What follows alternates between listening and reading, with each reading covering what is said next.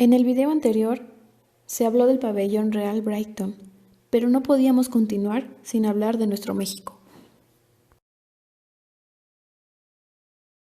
El Monumento a la Revolución, que forma parte de la riqueza monumental de la Ciudad de México desde 1933, constituyó en sus orígenes la parte central de lo que hubiera sido el Gran Palacio Legislativo Federal de principios del siglo XX.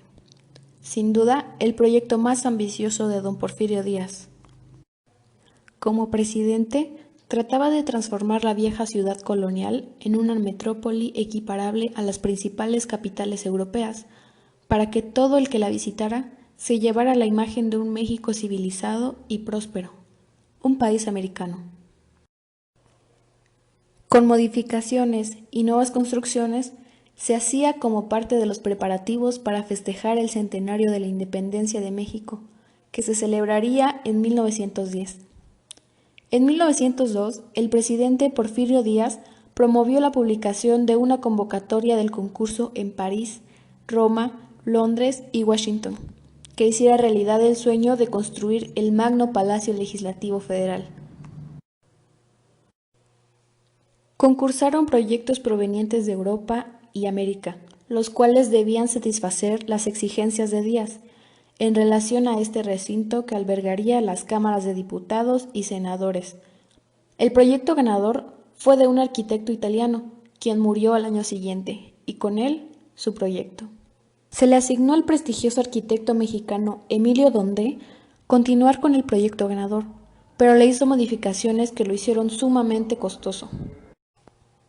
Después de varios intentos de hacer realidad este sueño, en enero de 1904 se contrató al arquitecto francés Émile Bernard, quien tenía excelentes referencias a nivel internacional.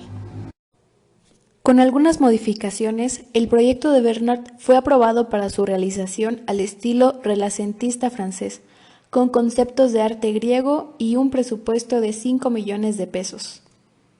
El majestuoso Palacio del Congreso tendría un gran parecido al Reichstag de Berlín y similitudes al Capitolio de Washington en Estados Unidos.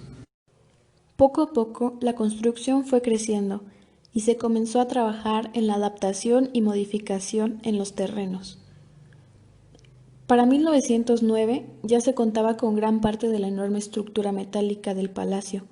En septiembre de 1910 los festejos del centenario de la independencia habían comenzado. Se veían por todos lados desfiles, eventos deportivos, adornos florales, grandes inauguraciones de monumentos y edificios públicos. El centenario fue el festejo más fastuoso que se haya celebrado en la historia de la nación, y fue el marco en el que Porfirio Díaz colocó la primera piedra del Palacio Legislativo Federal, el 23 de septiembre. Pero, a finales de ese mismo año, el orden y la paz se vieron alteradas por el hambre y por la inconformidad de la mayoría de las personas. Fue así como surgió la lucha por las más nobles causas del pueblo mexicano, que dio origen a la Revolución en 1911. El trabajo del Palacio Legislativo se suspendió, y Díaz salió exiliado paradójicamente en el mismo barco que traería las estatuas, el águila y los leones, símbolo del México que pretendió comprar. Francisco I. Madero asumió la presidencia de la República y como presidente intentó continuar con la construcción del palacio, dándole un enorme giro al proyecto, el cual seguiría bajo la dirección del mismo arquitecto francés Émile Bernard, pero con el asesinato de Madero en 1913 se detuvo definitivamente la majestuosa construcción porfirista, en momentos que se encontraba ya muy avanzada la gran estructura de hierro del palacio, que formaba parte del paisaje al final de la calzada de Giro, conocida como Avenida Juárez. Poco a poco se fue desmantelando hasta quedar únicamente la parte central que hoy conocemos. Sin duda, el Palacio Legislativo fue solo un sueño inalcanzable, el último resplandor de la ciudad de los palacios. Y no fue sino hasta 1932, 20 años después, cuando la Secretaría de Obras Públicas ordenó que se desmontara la parte central incluyendo la cúpula. Pero el arquitecto Carlos Obregón Santacilia, pionero de la arquitectura moderna en México, al enterarse de esto, logró salvar de la demolición lo que quedaba del antiguo Palacio Legislativo. Carlos Obregón Santacilia. Durante su niñez y juventud, vivió muy cerca de lo que habría sido el Palacio Legislativo porfiriano, y el contacto con esa mole ennegrecida de hierro surgió su vocación por la arquitectura. Fue autor y constructor de ambiciosos proyectos, fundamentados en la herencia mexicana, adecuada en su tiempo. En sus obras arquitectónicas destacan el edificio de la Secretaría de Salubridad, las oficinas centrales del Instituto Mexicano del Seguro Social, el Hotel Reforma, el Hotel del Prado, el Banco de México y, por supuesto, el Monumento a la Revolución. Obregón Santacilia se casó con Adela Formoso, precursora de los derechos de la mujer en México, con quien tuvo 3 hijos, Leonardo, Adela y Carmen. Como padre y esposo, inculcó los valores y la alegría que lo caracterizaban. En 1933, el arquitecto Obregón Santacilia dio comienzo a la construcción del Monumento a la Revolución, obra para la cual se emplearon un promedio de 3,000 obreros. La armazón metálica fue recubierta con piedra de cantera, chiluca, y la plaza de 30,000 metros cuadrados con piedra recinto de origen volcánico. El estilo arquitectónico laico y la construcción del tamaño masivo con 4 arcadas de 26 metros de alto por 18,5 de ancho son muestra tangible del Art Deco, y hay que tener en cuenta que también Obregón Santacilia fue el introductor de este estilo que se promociona como Art Deco. La forma humana no podría faltar como símbolo. El monumento a la revolución señalaría nuevos caminos a seguir y revive la grandeza del pasado. Los 4 grupos escultóricos que adornan el monumento a la revolución fueron el resultado de un concurso convocado en 1934 por el Comité Ejecutivo de la Gran Comisión del Patronado del Monumento a la Revolución. Participaron 44 proyectos y solo 5 fueron seleccionados para pasar a la última etapa del concurso, en la que se eligieron solo 2 bocetos, uno de Federico Canes y otro de Oliverio Martínez, grandes escultores mexicanos. Para esta última etapa del concurso, Carlos Obregón Santacilia solicitó la realización a tamaño real de los 2 últimos bocetos para colocarlos en los vértices de la estructura, antes de que el jurado otorgara la decisión final. El ganador del concurso fue Oliverio Martínez, con su proyecto Transformación, en el cual las 4 esculturas monumentales simbolizan la independencia nacional, colocado al sureste, las leyes de reforma, al noreste, las leyes obreras, al noroeste, y las leyes agrarias en el ángulo suroeste. En el grupo de la independencia, la patria está representada por un gran personaje femenino, flanqueado por uno masculino a la izquierda, que lleva en la mano una cadena, que alude a la ruptura del yugo colonial.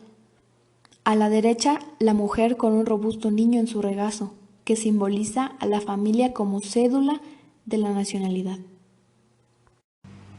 En las leyes de reforma, la patria porta en las manos la espada de la justicia, y los personajes laterales llevan libros que aluden a la Constitución como principio de igualdad de los ciudadanos. En el conjunto de las leyes agrarias, la imagen vertical es un campesino que porta en una mano la hoz y en la otra un título de propiedad, y los personajes de la parte inferior conforman una familia con un libro que refiere las leyes del campo. Las leyes obreras congregan 3 personajes masculinos. El del centro muestra un engranaje y las 2 figuras de la base muestran la unión solidaria de los obreros. También se le pidieron a Oliverio unos proyectos para colocar algo representativo en la base central del monumento, y él propuso figuras aludiendo a Francisco y Madero, pero no se colocó nada para no hacer alarde de ningún personaje en específico. Antes de haber visto realizados sus bocetos, Oliverio Martínez murió de tuberculosis. Desafortunadamente su labor artística solo duró 10 años, aunque ellos bastaron para ayudar a transformar la escultura en México. La construcción del monumento duró 5 años, de 1933 a 1938, y se integró a la Ciudad de México como un símbolo significativo de su historia, sin ninguna inauguración especial. Simplemente se quitaron las cercas que secundaban a la majestuosa obra inconclusa de Emil Bernard por un lado y de Carlos Obregón Santacilia por el otro. A cada columna del monumento se le dio un uso interior. Una cuenta con la escalera de caracol para subir a los diferentes niveles, como la terraza, desde donde se puede observar la ciudad en diferentes ángulos.